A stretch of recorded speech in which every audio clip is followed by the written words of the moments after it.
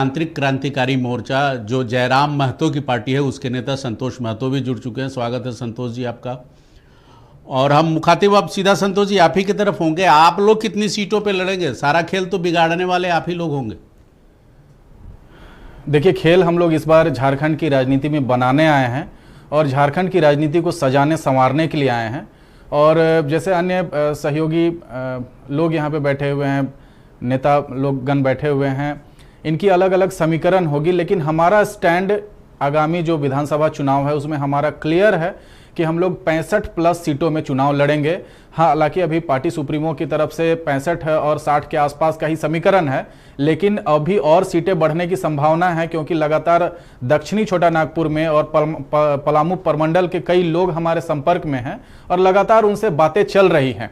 तो पॉजिटिव चीज़ें अगर टर्नआउट होती हैं तो 65 सीटों के आसपास और उससे प्लस सीटों पे भी हमारा चुनाव की तैयारी पूरी हो चुकी है। देखिए संतोष जी, एक भारतीय झारखंडी भाषा खतियान बचाओ संघर्ष समिति जो आपका पहले बैनर था, अभी भी एग्जिस्ट करता है, वो एक राजनीतिक दल नहीं था। विधानसभा वाइज आपने कोई संगठन भी नहीं बनाया बहुत सारा। तो इतने नंबर ऑफ सीट्स पर चुनाव लड़ने का क्या कितनी तैयारी है आपकी? कितने विधानसभा क्षेत्रों में सांगठनिक ढांचा आपका तैयार हो गया? अभी जुमा 8 दिन पहले की पार्टी आप। बहुत ही वाजिब सवाल है, लेकिन इंसान स्वाभाविक रूप से एक सामाजिक प्राणी है। संगठन बनाना इंसानों की फितरत है। संगठन में लोग रहते हैं। जब सकारात्मक लोगों का नेतृत्व एज ए संगठन कर्ता के तौर पे या एज ए टीम लीडर के तौर पर समाज में आता है, तो समाज का ध्रुवीकरण मिनटों में हो जाता है, घंटों में हो जाता है। ठीक उसी तरीके से जेबी केसेस जिस विचारधारा के साथ झारखंड में आई, उन्होंने लोगों के आत्मा को छुआ। उनकी जो मूल भावना है झारखंड में, झारखंडियत की भावना को उन्होंने टच किया है। हमारे नेता के बातों ने, हमारे नेता के दावों ने, हमारे नेता के संकल्पों ने झारखंड के अंतिम व्यक्ति को इस हद तक प्रभावित किया है कि आप सुदूरवर्ती गांवों में जाएंगे तो जो लोग बड़े बड़े नेताओं को जानते तक नहीं है, पहचानते तक नहीं है, आप अगर खाली नाम ले लेते हैं कि भाई हम संतोष महतो हैं, हम जयराम महतो की पार्टी से हैं, तो इतना ही परिचय आपके लिए काफी हो जाता है। अभी सांगठनिक तौर पे लोग बोल रहे हैं कि भाई 25 अगस्त को आपकी पार्टी का रजिस्ट्रेशन हुआ, बूथ कमेटी गठन होना है, प्रखंड कमेटी गठन होना है और भी बहुत सारी चीजें हैं। लेकिन आपको मैं बताना चाहता हूं कि चमत्कारिक रूप से ये जो चमत्कारिक और करिश्माई जो नेतृत्व बनकर हमारे अध्यक्ष उभरे हैं झारखंड की राजनीति में, ये जो कमेटियां हैं वो स्वभावतः बनती जा रही हैं। लोग खुद से अप्रोच कर रहे हैं कि भैया हम प्रखंड कमेटी में रहेंगे, हम पंचायत कमेटी में रहेंगे, हम बूथ में रहेंगे। तो एक बहुत ही निर्णायक दौर पे हमारा झारखंड का राजनीति है और इस बार हम लोग झारखंड में जो आज तक की परिपाटी राजनीति में चलती आई, उस परिपाटी को हम लोग बदलने वाले हैं। जी, प्रतुल शाहदेव जी, ये जो यूपीए गठबंधन है उसमें सीटों को लेकर खींचतान है, उस खींचतान का क्या राजनीतिक फायदा मिल सकता है भारतीय जनता पार्टी? आपके यहाँ तो चीज़ें बहुत सपाट है, उसमें कोई खींचतान जैसी बात नहीं है। नहीं, मुझे लगता है कि सभी गठबंधन को आपस में मंथन करने की आवश्यकता है और इनका भी मंथन चल ही रहा होगा। हालांकि इनके लिए एक फॉर्मूला हम लोगों ने सुझाया था कि पिछले 5 साल में जिसकी जितनी लूट में हिस्सेदारी, उसकी उतनी सीटों में भागीदारी दे दें। तो झारखंड मुक्ति मोर्चा ने जाहिर तौर पर ज़्यादा लूटा है तो उसे कुछ ज़्यादा सीटें मिले। कांग्रेस थोड़ी 19 है तो उसे थोड़ी कम मिले और आरजेडी का तो एक ही प्रतिनिधि है तो उसे थोड़ी और कम मिले। बहरहाल ये इनका इंटरनल मैटर है। देखिए, हम पिछले बार आजसू के साथ मिलकर चुनाव नहीं लड़ पाए थे 2019 में। हमें 50 लाख वोट आए थे मृत्युंजय जी, और हम पिछड़ गए थे। हम सिर्फ 25 सीटों पर जीते थे। आजसू को 7 लाख वोट आए थे, वो भी अकेले लड़ी थी। और जो महागठबंधन कहती है कि प्रचंड लहर हमारे फेवर में थी, तो वो सिर्फ 52 लाख वोटों पर थी और वो सिर्फ 2 लाख का फासला हमने और उनमें था। आजसू को जोड़ दे तो शायद वो 5 लाख पीछे होते और 11 सीटों पर सीधे सीधे हमें नुकसान हुआ। नहीं तो हम 37-38 के फिगर को छू रहे होते, जो मेजॉरिटी के बिल्कुल करीब होता। तो जाहिर तौर पर गठबंधन नहीं होने का नुकसान हमें भी, ये बिल्कुल एडमिट करते हैं, हमें भी उठाना पड़ा। नहीं, और आप अकेले भी 15% ज्यादा वोट लाके हार गए। नहीं, चलिए, ये हार जीत लगा रहता है खेल में और राजनीति भी एक तरीके का खेल है। तो पिछली बार इनका दांव सही पड़ा था, ये एक होकर लड़े, 2 लाख महज वोट के डिफरेंस से ये सत्ता पर काबिज हो गए, हम विपक्ष में रहे। लेकिन जिस तरीके से इन्होंने नारा दिया था साहब कि आदिवासी मूलवासियों की सरकार है, खतियानियों को एक उम्मीद जगी थी कि शायद हमारी सरकार आएगी, लेकिन इनके लिए आदिवासियत का मतलब तो सिर्फ और सिर्फ सोरेन परिवार था। अगर माइनिंग लीज देने की बात हुई तो माननीय मुख्यमंत्री हेमंत सोरेन ने खुद माइनिंग लीज दे लिया, अपनी साली को लैंड लीज दे दिया, अपनी पत्नी को लैंड लीज दे दिया, अपने भाई को माइनिंग लीज दे दिया, अपने विधायक प्रतिनिधि पंकज मिश्रा की पत्नी को, उनको भी माइनिंग लीज दे दिया। तो ये तो सीमित रह गया हेमंत सोरेन जी और उनके परिवार के कॉकस के बीच में एक जो सामान्य अंतिम पायदान पर आदिवासी खड़ा है या मूलवासी खड़ा है, जिसकी बात हम लोग हमेशा करते, वो कहाँ रहा साहब। 1932 के खतियान की इन्होंने बात कही थी, इन्होंने कहा था 5 लाख नौकरियां प्रत्येक वर्ष। तो 1932 के खतियान को तो ये सरकारी संकल्प से लागू कर सकते थे, और भारतीय जनता पार्टी पूरे तरीके से 1932 के खतियान के पक्ष में है 3rd और 4th ग्रेड की नौकरियों में। अगर साहब यहाँ आप स्वीपर, क्लर्क और मेहतर की नौकरियां भी यहाँ के स्थानीय को नहीं देंगे तो वो कहाँ जाएंगे। लेकिन इन्होंने क्या किया, हमने 1985 का एक कट ऑफ डेट शुरुआत में रखा था, उसको भी इन्होंने कैंसिल कर दिया। तो अब यानी 60-40 की नीति लागू हो गई, जो बहुत ट्रेंड भी करता था 60-40 न्याय चलता हो, वो इसलिए मृत्युंजय जी कि अब जो 3rd और 4th ग्रेड की नौकरियां हैं उसमें पूरे देश में कन्याकुमारी से कश्मीर तक का कोई व्यक्ति अब स्वीपर क्लर्क भी बनने आ जाएगा तो झारखंडी कहां जाएगा। ये झारखंडी अस्मिता की लड़ाई है, ये खतियानियों की लड़ाई है। इस सरकार ने बहुत लेट डाउन किया, और ये सरकार के बारे में तो बहुत ही प्रचलित कहावतें हैं कि कोई सगा ऐसा नहीं जिसे हेमंत सरकार ने ठगा नहीं। और मुख्यमंत्री हेमंत सोरेन जी के डिलीवरी मैकेनिज्म का क्या कहना, मैं आपको सिर्फ एक दिखाता हूं जो इनका बड़ा बड़ा पोस्टर छपा था सारे अखबारों में, और जो आप सभी उस समय चैनलों में दिखा था कि 25 रुपए प्रति लीटर गरीबों को सब्सिडी देंगे हम पेट्रोल में। ये 25 रुपए प्रति लीटर सब्सिडी का विज्ञापन था 26 जनवरी 2022 को। मृत्युंजय जी, इसका क्या हर्ष हुआ पता है आपको? इन्होंने इस योजना को इतना टेक्निकल बना दिया कि आपको ड्राइविंग कार्ड को, अपने लाइसेंस को आधार कार्ड से लिंक करना होगा, उसको अपलोड करना होगा, उसके बाद आपको हर एक महीने का बिल को अपलोड करना होगा। कि इस योजना का नगण्य संख्या में लोगों ने फायदा उठाया।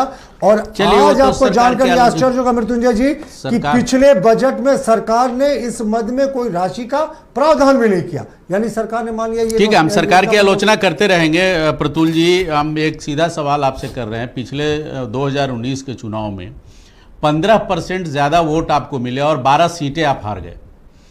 जेएमएम को 1.7% वोट ज्यादा मिला और वो आपसे ज्यादा सीटें जीत के सरकार बना पाया।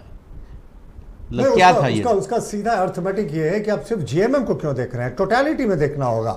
जेएमएम एक साथ अकेले थोड़ी लड़ी थी, जेएमएम अकेले नहीं लड़ी थी। जेएमएम को जो वोट आए थे वो उसके साथ सहयोगी कांग्रेस का भी वोट था, उसके साथ आरजेडी का भी वोट था।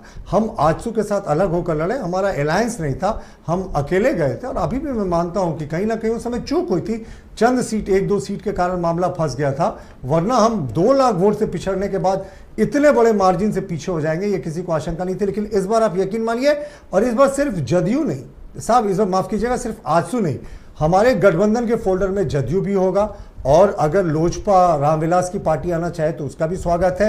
एनसीपी के कमलेश जी ने भी ज्वाइन किया हमारे गठबंधन को, वो भी है, और हम के भी लोग आना चाहें तो आए। सीटें देनी नहीं देनी वो फाइनल केंद्रीय नेतृत्व, प्रदेश नेतृत्व और इन पार्टियों का नेतृत्व तय करेगा।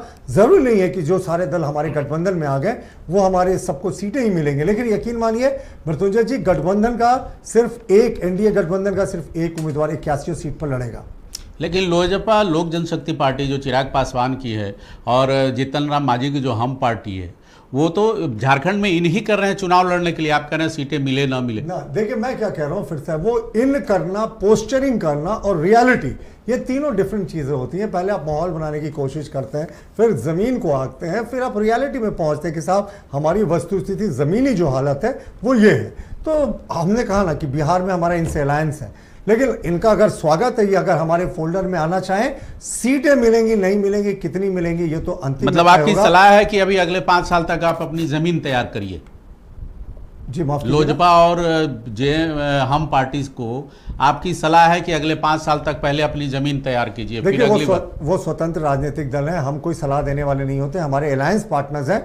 लेकिन जरूर कहेंगे कि हम लोग कोशिश करेंगे कि एनडीए का एक ही उम्मीदवार हर एक सीट पर हो, और कोशिश नहीं है, यकीनन एक ही उम्मीदवार एक सीट पर, क्योंकि इस सरकार ने हर एक मुद्दे पे झारखंडी जनता को ठगा है साहब। मैं भी खतियानी हूं, मैं कहता हूं कहां हो गई स्थानीय नीति, कहां हो गई नियोजन नीति?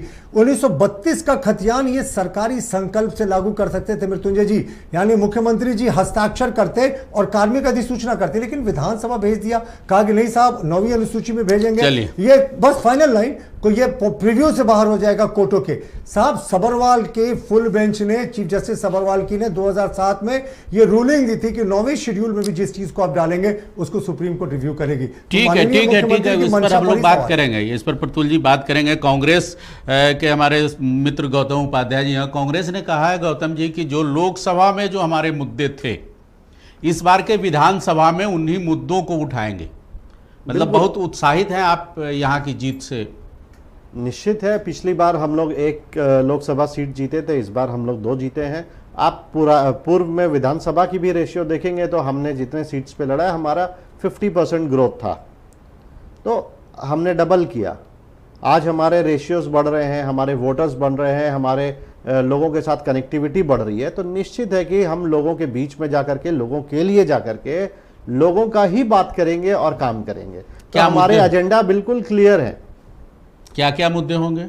निश्चित है, जो डेवलपमेंट इस सरकार में अभी तक नहीं हो पाई है, कि जिस भी कारण से नहीं हो पाई है, उन मुद्दों को लेकर के हम लोग जनता के बीच जा रहे हैं, उनको बता रहे हैं कि हमारा घोषणा पत्र जो पूर्व में था इस बार भी वही है, और जो वादे हमने किए थे, जो रह गए हैं वादे कंप्लीट करने में, उन वादों को भी हम आने वाले समय में पूरा करेंगे।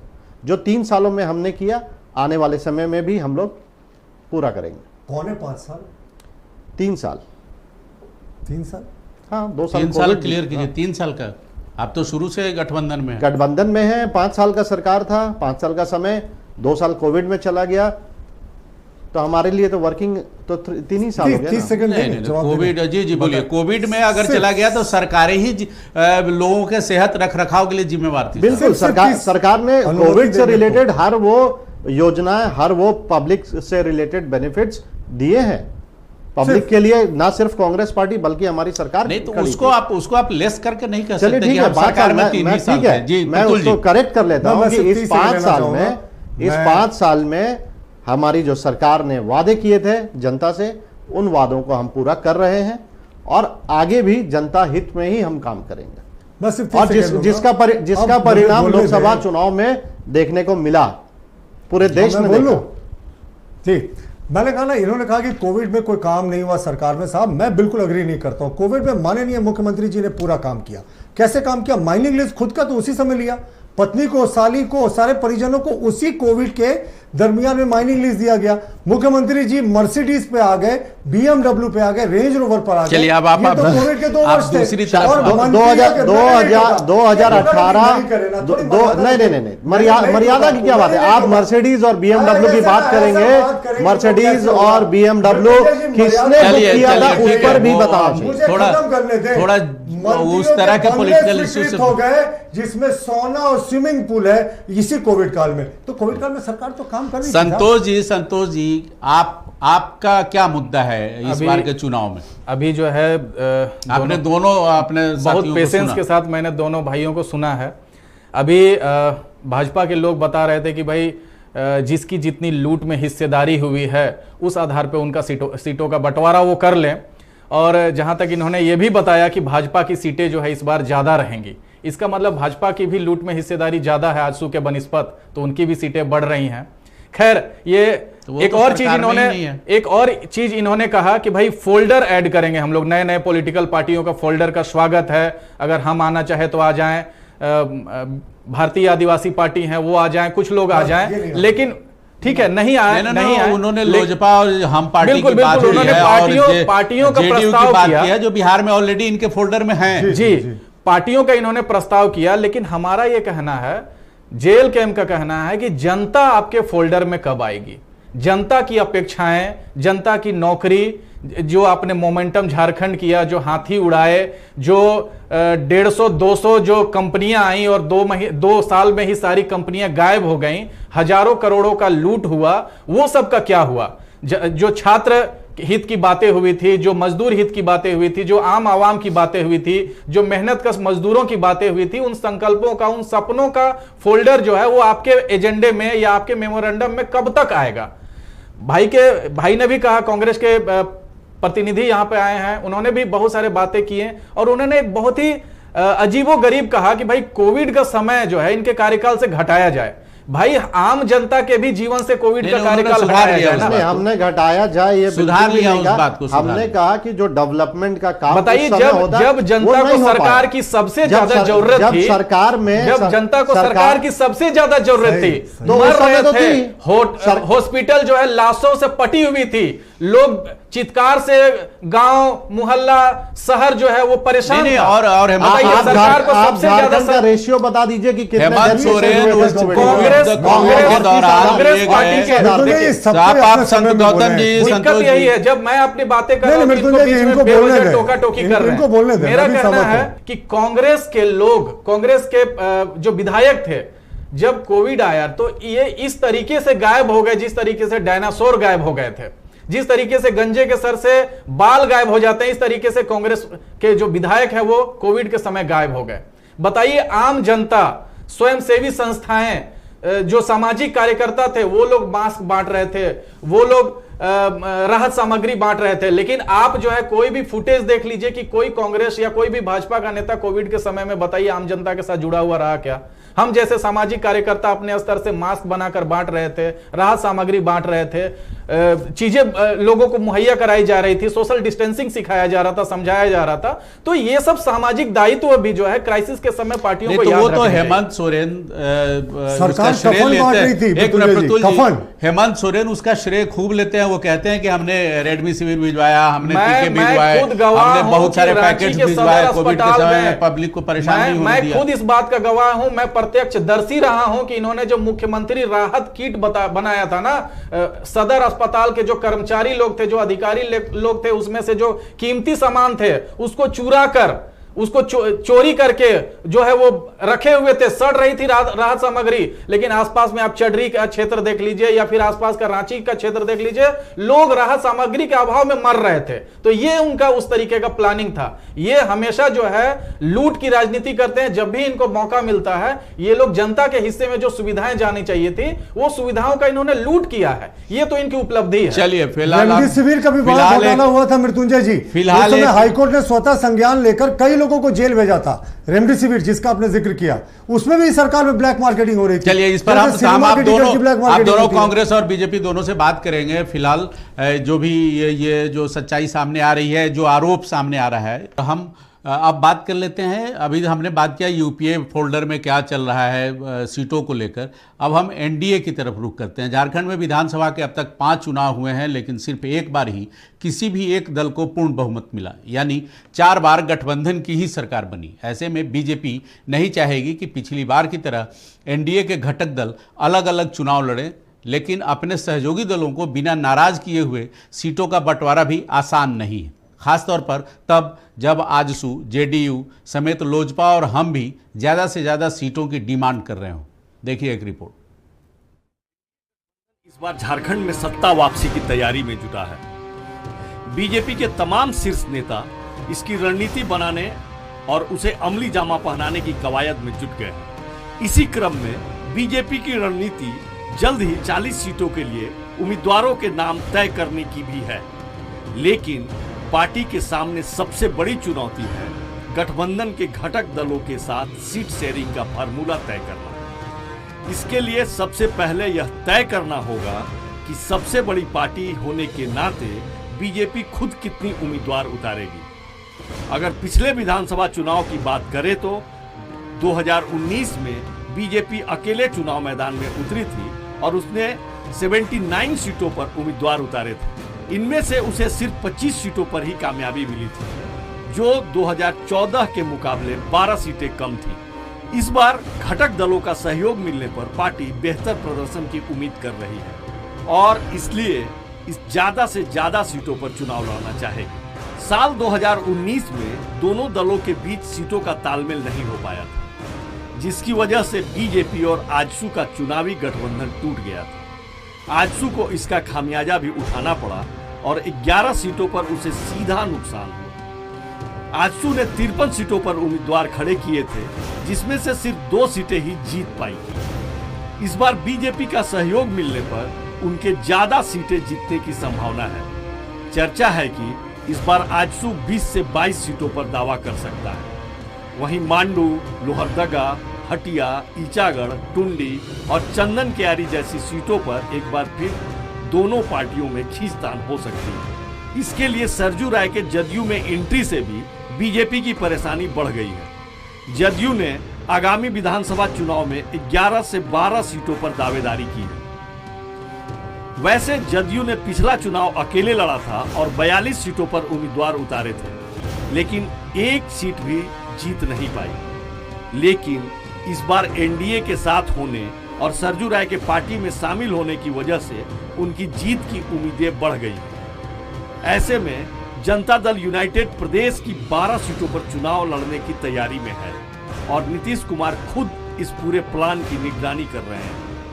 शायद उनकी कोशिश झारखंड में भी किंग मेकर बनने की है, लेकिन विधायक सरजू राय पर ज्यादा भरोसा पार्टी को नुकसान पहुंचा सकता है।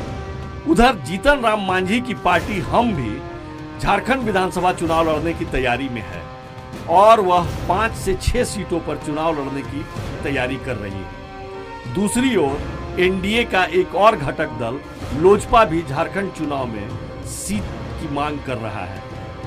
जल्द ही चिराग पासवान के नेतृत्व में राजधानी रांची में राष्ट्रीय कार्य समिति की बैठक होने वाली है, जिसमें पार्टी ये तय करेगी कि उसे कितनी सीटों पर चुनाव लड़ना है।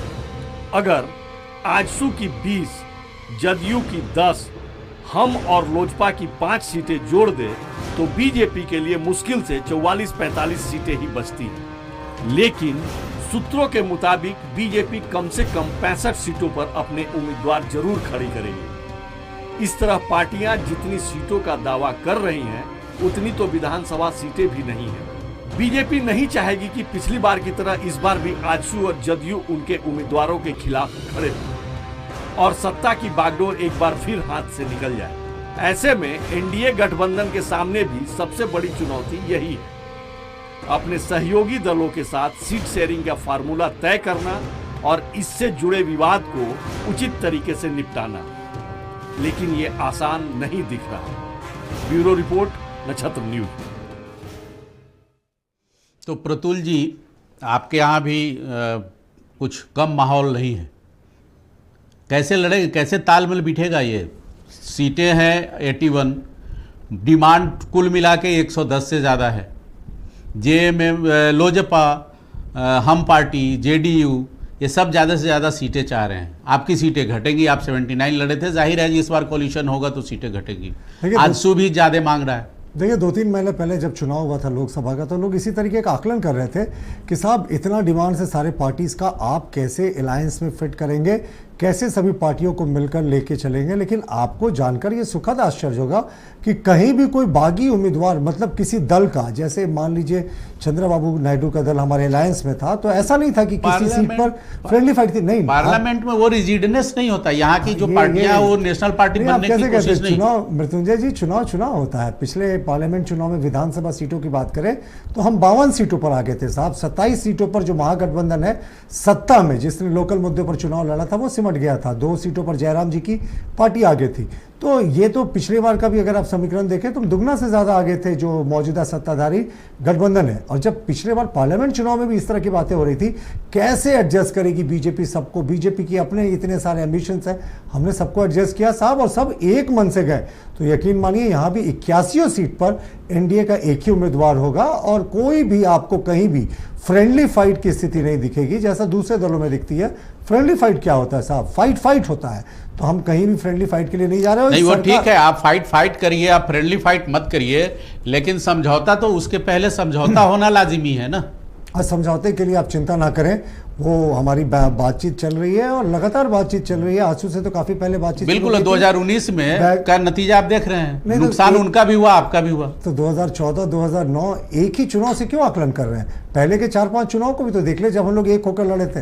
तो सिर्फ एक चुनाव में अलायंस नहीं हो पाया, इससे आप प्री जज करके पूरे सिचुएशन को बता दें कि इस बार भी नहीं होगा, ये कतई उचित नहीं। ठीक है, हम ये नहीं चाहेंगे कि नहीं हो, लेकिन इस बार पॉलिटिकल पार्टीज की तादाद बढ़ी है आप। मैं व्यक्तिगत रूप से आपके लिए बात नहीं कर रहा हूं, पॉलिटिकल पार्टीज की तादाद बढ़ती है ना साहब, बिल्कुल बढ़ती है। देखिए इनको, इन लोगों ने क्या कहा था, जयराम जी की पार्टी को वोट कटवा है ये है, और हम लोगों का स्टैंड था शुरू से साहब कि लोकतंत्र में सबको अपने बात रखने का, पार्टी बनाने का, चुनाव लड़ने का हक है। लेकिन जिस तरीके से अग्रेसिव थी गठबंधन की सरकार के जो तमाम घटक दल है इनकी पार्टी को लेकर, भाई ठीक है हमारे भी प्रतिद्वंदी हैं, हमारे खिलाफ भी चुनाव में, लेकिन कोई व्यक्तिगत टिप्पणियां हम लोगों ने नहीं की। बिल्कुल, ये तो स्वस्थ राजनीति की बात है। व्यक्तिगत टिप्पणियां इन्होंने क्या क्या की थी उनकी पार्टी के बारे में, नेता के बारे में, ये मैं रिपीट नहीं करना चाहता, लेकिन मुझे लगता है राजनीति में व्यक्तिगत टिप्पणियों का, व्यक्तिगत प्रहार कोई जगह नहीं है, कोई जगह नहीं होता। सैद्धांतिक रूप से असहमत हो सकते हैं। और जयराम जी का उदय किस बात पे हुआ, मैं बार बार बड़े आदर के साथ सभी नेताओं का संबोधन करता हूं। इन्होंने कहा कि सरकार ने 1932 की नीति नहीं बनाई, सरकार ने स्थानीय नीति नहीं बनाई,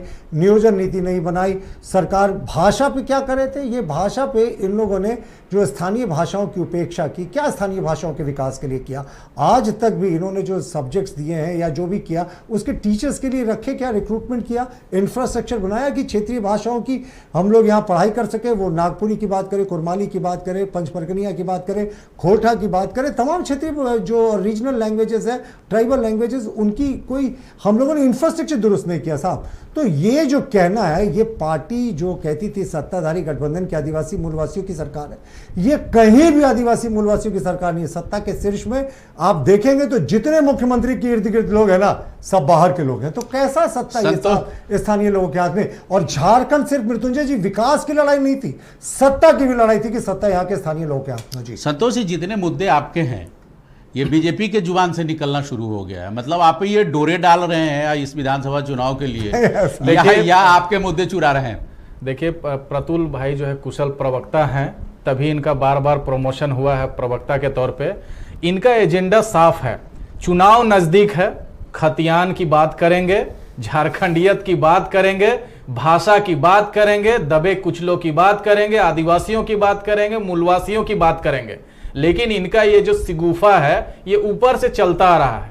जब चुनाव जिस तरीके का रहेगा उस तरीके की इनकी बयानबाजी बदल जाती है। इनको स्क्रिप्ट भेजा जाता है कि भैया झारखंड में चुनाव है तो खतियान की बात करनी है, झारखंड में चुनाव है तो झारखंडियत की बात करनी है। लेकिन आप समझ सकते हैं कि इतने बड़े पॉलिटिकल पार्टी हैं, दावे करते हैं कि विश्व की सबसे बड़ी पार्टी है, लेकिन इनको जैसे वो कहावत है ना, छठी का दूध याद दिला देना या नानी याद दिला देना, हमने खतियान याद दिला दिया। हमने ये कहा है कि भाई झारखंड में विकास का मापदंड गुजरात मॉडल नहीं हो सकता है, झारखंड में विकास का मॉडल अन्य विकसित जो राज्य हैं जो मॉडल आप थोपते आ रहे हैं, झारखंड में विकास का मॉडल वो नहीं है। झारखंड में विकास का मॉडल है खेती किसानी, खेत खलिहान, रोजगार, यहाँ के झारखंडियत, यहाँ की भाषा, यहाँ की संस्कृति, यहाँ की पुरातन चीजें, यहाँ के मौलिकताएं, यहाँ के तीज त्योहार, यहाँ के जो संस्कृति है, यहाँ के लोगों का जो मिट्टी से जुड़ाव है, ये हमारा विकास का मापदंड है। और इस बार खेतों से, किसानों से, मजदूर मेहनत कश लोग बाहर निकल आ रहे हैं। हमारे महाजुटानों में, खतियान के नाम पे इतनी बड़ी महाजुटान जो हो रहे हैं, ये आने वाले समय का जो भविष्य वो दिखा रहा है कि झारखंड की राजनीति में ये बड़े बड़े दावे, ये इंफ्रास्ट्रक्चर का बात, ये सड़कें, ये परिवहन की चीजें, ये बड़ी बड़ी चीजें, ये यहाँ पे इस बार नहीं चलने वाली है। झारखंड में चलेगा तो शिक्षा, स्वास्थ्य, रोजगार, और झारखंड में चलेगा तो झारखंडियों की अस्मिता और विशिष्ट पहचान के लिए जो हमारी लड़ाई है उसकी स्थापना झारखंड में हम लोग इस बार करेंगे। अभी इन्होंने दावे किए कि इनके 50 लाख वोट आए थे, 53 लाख वोट आए थे, सारी चीजें आई थी, लेकिन ये 2 साल के मेहनत में हम लोग ने 8 लाख वोट लाया है और इस बार के चुनाव में हम लोग 80 लाख वोट लाएंगे। इस संकल्प के साथ हम लोग इस चुनाव में उतरेंगे।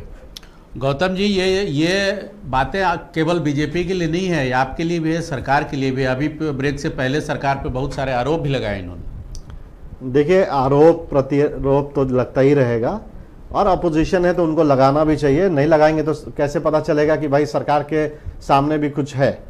और हेल्दी एनवायरनमेंट होना चाहिए चुनाव के लिए। लेकिन सबसे बड़ी बात है कि जब आप झारखंड में झारखंड राज्य को अलग करके एक राज्य बनाने का श्रेय लेना चाहते हैं और लेते आए हैं, तो आपको इन सब मूलभूत सुविधाओं पर ध्यान देना चाहिए था। आप कहेंगे कि भाई हमने तो सिर्फ 12 ही साल राज किया, 12 साल जेएमएम ने राज किया, ऐसा और अलायंस नहीं किया, ऐसा भाजपा वाले कहते आए। लेकिन 12 साल में 5 साल नहीं, यही आरोप तो JLKM का भी है। ये भी कह रहे हैं कि सरकार ने अपने वादे पूरे नहीं किए, जो ठीक मुद्दे हैं है, उसको पूरे नहीं। सरकार ने अगर अपने वादे पूरे नहीं किए होंगे, वो जनता के बीच जाएंगे, जनता उनको नकार देगी, कोई दूसरी सरकार बन जाएगी। लेकिन जवाबदेह तो होना पड़ेगा, कोई बिल्कुल सवाल जवाब करेगा दे तो ना, आपको जवाब तो मैं देना तो है। जवाब दे ही रहा हूं मीडिया के सामने। मैं पार्टी को ही रिप्रेजेंट कर रहा हूं, मैं अलायंस को ही रिप्रेजेंट कर रहा हूं। जी। अगर हम चुनाव में जाएंगे जनता के बीच में और जनता के लिए हमने कुछ भी नहीं किया होगा, जनता हमसे खुश नहीं होगी तो हमें नकार देगी। नहीं, ये तो लेकिन मैं जो कहना चाह रहा था, है। मैं जो कहना चाह रहा जी। था वो ये बातें थी कि इस पूरे 24 साल के टेन्योर में जो सबसे मजबूत सरकार थी वो भाजपा की सरकार थी, केंद्र में भी उनकी सरकार थी। तब फिर ये सारी बातें वो कैसे भूल जाते हैं कि जिन वादों से झारखंड का निर्माण हुआ था, आप कहां चूक गए, आप क्यों चूक गए? नहीं साहब, और अगर सरकार तो आप आपकी चूक भी गए तो कमजोर नहीं निश्चित थी। है कि आप सत्ता में कभी नहीं आ पाएंगे। सरकार तो और आपकी भी आप कमजोर नहीं जो थी, सत्ता- 45 आप सीटें जो जीत के आप सत्ता- सरकार बनाए थे। सरकार तो उसी समृद्ध सरकार को, उसी ताकतवर सरकार को हरा के आपने सरकार बनाया था, उससे ज्यादा सीटें लाके। इसी कॉन्फिडेंस, इसी जनता के भरोसे पे मैंने आपको शुरुआत में ही अपने स्टेटमेंट दिए कि जो वादे हमने जनता से किए थे, हम उन्हीं वादों के साथ जनता के बीच में जाएंगे। जो काम हमने किया है, जनता को जो लाभ मिला है वो उनको मिला है। वो इस चीज को भली भांति जानती है कि जो केंद्र से सपोर्ट नहीं मिला वो राज्य ने दिया और आगे भी देंगे। तो अगर उन्हें गठबंधन पे भरोसा होगा तो निश्चित है कि वो हमें जीत दिलाएंगे। और अल्टीमेटली जनता ही जनार्दन होती है, वो जिनको माथे पे चढ़ाना चाहेंगे उन्हीं को चढ़ाएंगे। प्रतुल जी कुछ बोलो। देखिए, मैं बहुत देर से इनकी बातों को सुन रहा था। ये इन्होंने एक बात को स्वीकार किया कि अब तक की जो सबसे मजबूत सरकार थी वो भाजपा की सरकार थी। हम 5 वर्ष से, साहब इनका भी 5 वर्ष पूरा होने जा रहा, तो ये तो अपने सरकार पर प्रश्न चिन्ह खड़ा कर रहे हैं। फिर बीच में अपने समय बोलिएगा ना, बिल्कुल जी, ऐसे डिबेट केंद्र में हमारी सरकार है क्या? प्लीज, बोलने में हमारी सरकार है। गौतम जी बोलने दीजिए पूरी बात, फिर आपको आपत्ति होगी हम आपके पास आ जाएंगे। देखिए, मैंने कहा ना कि गौतम जी ने स्वीकार किया कि अभी तक के जो इतिहास की सबसे, झारखंड बनने के बाद जो सबसे स्ट्रॉन्ग सरकार थी, आप रिवाइंड करके देख सकते हैं, वो भाजपा की सरकार थी। मैंने ये कहा था कि जबकि 5 वर्ष फिर से बोल रहे हैं, ना बोले कृपया, 5 वर्ष इनकी भी सरकार हो चुका, तो ये खुद मान रहे हैं। अब देखिए, क्या चुनाव में एक और बड़ा मुद्दा होगा इस सरकार का डिलीवरी मैकेनिज्म। हम लोगों ने मैया सम्मान योजना के बारे में बहुत सुना। देखिए, इनके घोषणा पत्र में, अगर आप निश्चय पत्र में जाएंगे, महिलाओं के अधिकार में जाएंगे, तो इन्होंने क्या कहा था, 8,000 रुपए साहब देंगे ये गरीबों को, प्रत्येक आदमी को। 2,000 रुपए चूल्हा भत्ता में महिलाओं को देने की बात थी। 6,000 रुपया हर एक गरीब परिवार को देने की बात थी। 72,000 रुपया प्रति वर्ष जोड़ेंगे तो 2,000 और 6,000 8,000 रुपया होता है। और अब ये 1,000 रुपए का फॉर्म भरवा रहे हैं वो भी। और माननीय मुख्यमंत्री जी रक्षाबंधन के दिन कह रहे हैं कि वो एक शुरुआत करेंगे टोकन से, 151 लोगों को 1,000 रुपया देकर। ये रक्षाबंधन के दिन ये सरकार अपनी रक्षा कर रही है। उन मैयाओं की रक्षा की जो सरकार बात करती है, तो 7,000 रेप केसेस हो चुके हैं इस सरकार में 5 वर्षों में। नेशनल क्राइम रिकॉर्ड ब्यूरो के रिकॉर्ड के अनुसार क्या किया सरकार ने, उन मैयाओं का क्या हुआ? और जो इनको फास्ट ट्रैक कोर्ट से बलात्कारियों को सजा दिलानी चाहिए थी, श्वेत पत्र जारी करे, कितने बलात्कारियों को सजा दिलाई गई? और सजा छोड़िए मृत्युंजय जी, कितने बलात्कार के केसेस में चार्जशीट हुआ? और इस सरकार का, मैं आपको मैया योजना का एक और रियलिटी दिखाता हूं। माननीय वित्त मंत्री जी को जब पूछा गया कि आप जो पैसा लग रहा है, 50 लाख महिलाओं को आप टारगेट कर रहे हैं, 1,000 रुपए दे रहे हैं महीना। सरकार की आलोचना या उनकी समालोचना के लिए नहीं बैठे। ये टेक्निकल इशू, बस 20 सेकंड दे, मैं टेक्निकल इशू बताना चाह रहा हूं, कैसे ये सरकार झूठ बोल रही है।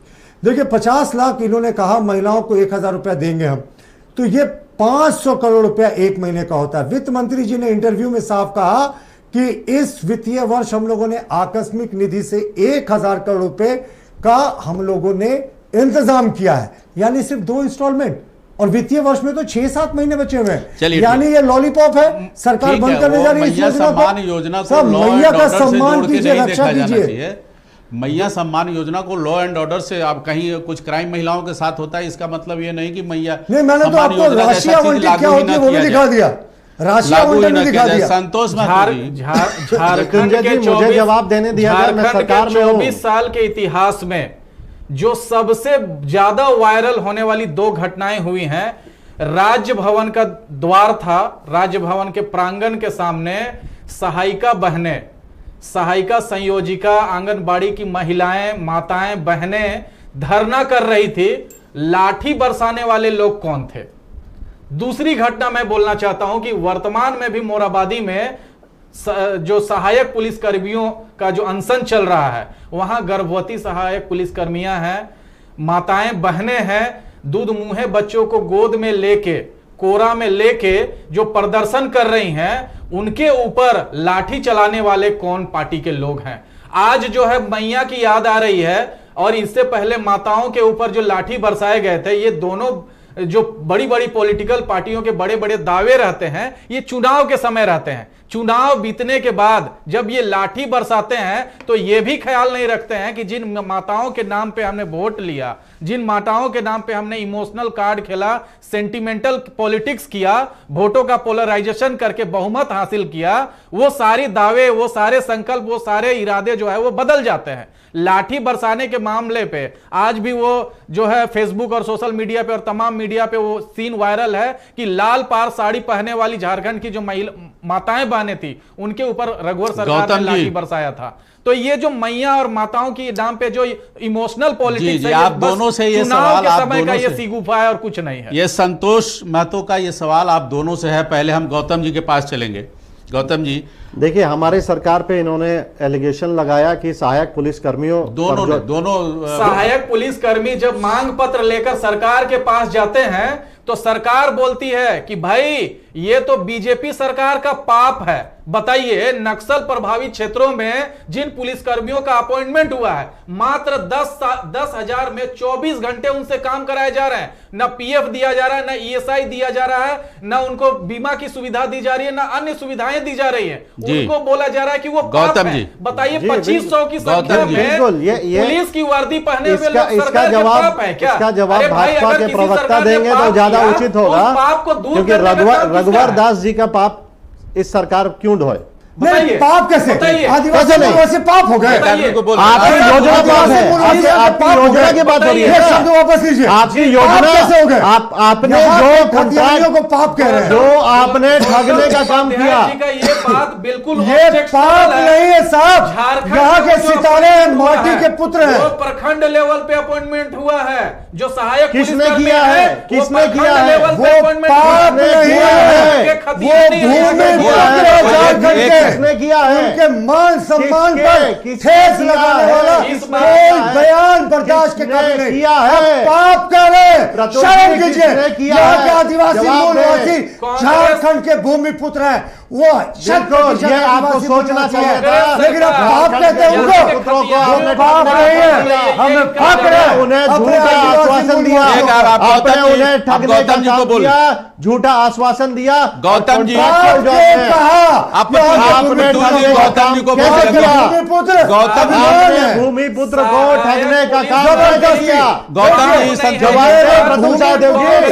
जी, प्रतुल जी, कृपया गौतम जी को बोलने दीजिए। गौतम जी, कोई भी सरकार पाप कहा, उसको वापस लीजिए।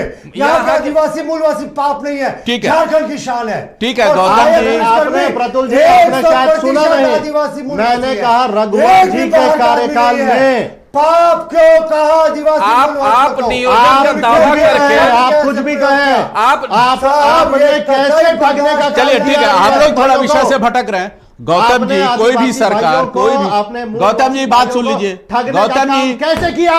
गौतम जी, अरे 5 साल, एक minute, Gautam ji, double engine की सरकार में गौतम जी, ये टेबल पटकने से नहीं होगा, ये बौद्धिक बहस है। संतोष आप 2 मिनट चुप रहिए। संतोष चुप रहिए, हम आपके पास आएंगे। गौतम जी, कोई भी सरकार जब कोई योजना बनाती है तो अगली आने वाली सरकारों का काम है उस योजना को आगे बढ़ाना। अगर आपके पसंद का नहीं हो तो संशोधित कर सकते हैं।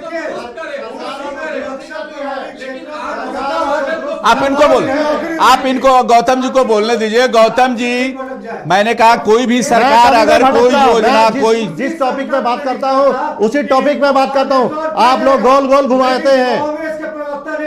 वो पाप को क्यों ढोए? ठीक है, एक ही बात कितनी बार कहेंगे? एक ही बात कितनी बार कहेंगे? ठगने का काम क्यों? मैं गौतम जी से ही पूछिए ना, आपने ठगने का काम कैसे किया? जवाब वो होना चाहिए। जवाब वो होना चाहिए कि आपने ठगने का काम कैसे किया? गौतम जी, भाजपा और यहाँ कांग्रेस की बात करें, इस तरह की भाषा का प्रयोग नहीं करना चाहिए। चलिए कोई नहीं, संतोष महतो जी, आप किस पॉलिटिकल पार्टी से अलायंस होगा आपका? इस चुनाव में किस पॉलिटिकल पार्टी से आपका अलायंस है या अकेला चलेंगे? संतोष जी से पूछ। हमारा किसी से कोई अलायंस नहीं है।